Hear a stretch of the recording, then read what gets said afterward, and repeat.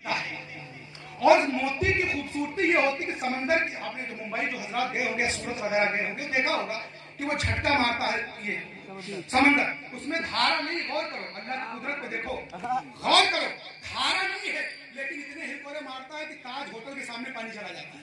मुंबई नहीं चला जाता, ताज होटल के सामने, मैंने ताज बैठे हुए इनके सामने पानी आ जाता है, उछाल के मार देता, पानी बाहर आ जाता है जब भरता है। क्यों? तो जब वो मोती, जब वो सीप बार बार उससे टकराती है तो उसमें मोती पैदा होता है। फिर उस मोती का रंग हल्का सब्ज हो जाता है, इस तरह का रंग हल्का सब्ज। अगर ओरिजिनल मोती होगा, डुप्लीकेट मोती नहीं, ओरिजिनल, तो उसका रंग सब्ज होगा। और आप तमाम ही हजरात जानते हैं कि इमाम हसन को जहर दिया, जहर का ताल्लुक सब्ज रंग से। इसीलिए तफसीर में फरमाते हैं कि लूलू से मुराद इमाम हसन है। और मरजान की खूबी ये होती है कि मरजान जो होता है वो भी निकलता है समंदर से, उसका रंग सुर्ख होता है। क्या होता है? सुर्ख होता है।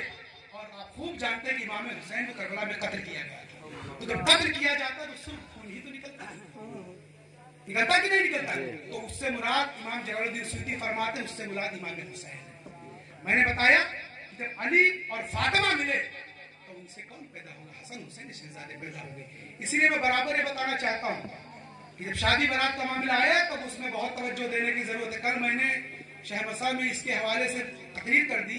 अपने मस्जिद में कुछ लोगों ने वहाबियत में कोशिश की शादी करने की, मुझे पता चला, निकाह पढ़ाया गया तो मैंने उस पर डांट फटकार लगाई, तो फिर हमारे गांव में हलचल मच गई। मेरे गांव वालों को एहसास हुआ कि इसमें शादी करने, असल में वजह यह है कि इस मामले में सही मसला नहीं पता है।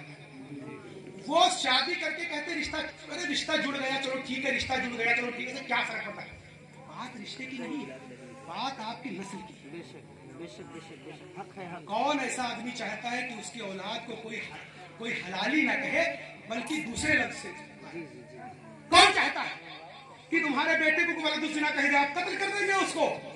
मगर जब वहाबी की लड़की से या वहाबी के लड़के से अगर सुन्नी लड़के लड़की की शादी होगी तो वो लड़के की नस्ल वही होगी, क्योंकि निकाह नहीं हो सकता। इमाम सुन्नत का फतवा है इसके ऊपर कि वहाबी लड़के का सुन्नी लड़की से, सुन्नी लड़की का वहाबी लड़के से निकाह नहीं हो सकता, क्योंकि वो ईमान वाला है, वो ईमान वाला नहीं।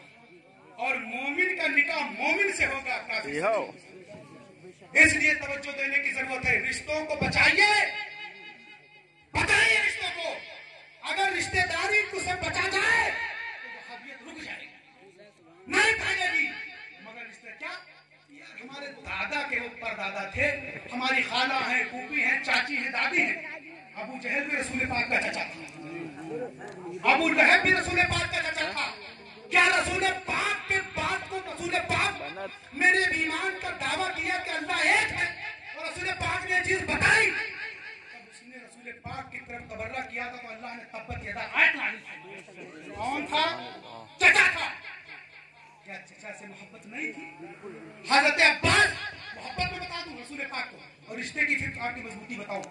रसूल पाक सल्लल्लाहु अलैहि वसल्लम के चाचा हजरत अब्बास बिन अब्दुल मुत्तलिब, हमारे उलमा जानते जंग के बद्र में वो ईमान नहीं लाए थे, जंग के बद्र में वो ईमान नहीं लाए थे, लेकिन कैद होकर के आए थे, कैद होकर के आए थे। मगर रसूलुल्लाह की मोहब्बत देखो, मगर ईमान तो ईमान होता है, ईमान से बढ़ के कुछ नहीं। रसूलुल्लाह सारी रात नहीं सोए, क्योंकि जब रस्सियां जो बंधी हुई थी ना हजरत अब्बास के, उससे आप कराह रहे थे, वो खून का रिश्ता वो छा रहा था, लेकिन रसूल पाक ने रस्सी नहीं खुलवाई। क्यों? क्योंकि अल्लाह को एक नहीं मानते, रसूलुल्लाह को भतीजा जरूर मानते थे, मोहम्मद रसूलुल्लाह नहीं मानते। तो अगर चचा को रसूल पाक ने कैद करवा दिया और फिर फिदिया देकर के आपको बाहर किया गया और फिर आप ईमान ले आए, फिर ईमान लाए,